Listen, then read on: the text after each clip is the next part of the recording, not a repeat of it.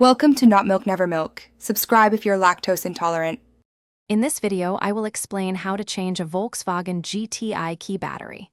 This is a straightforward task that you can easily do yourself, saving you a trip to the dealership. We will go through each step, from gathering your simple tools to testing your newly powered key fob.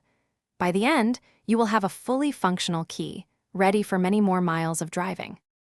To begin, gather your essential tools: a small flathead screwdriver and a fresh CR 2032 coin cell battery.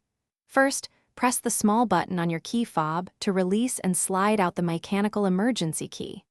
Next, locate the seam where the two halves of the fob meet. Carefully insert your small flathead screwdriver into this seam and gently twist to pry the casing open. Take your time to avoid any damage. Once the key fob is open, you will see the old battery nestled inside. Gently use your small screwdriver to pry out the old battery, being careful not to damage the internal components.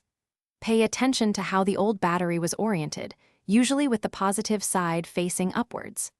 Now, take your new CR 2032 battery and insert it into the slot, ensuring the positive side is facing up, just like the old one.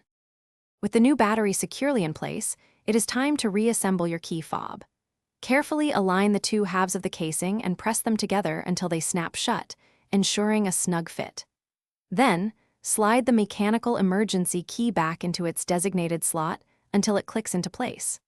Finally, test your key fob by trying to lock and unlock your Volkswagen GTI to confirm that the new battery is working perfectly.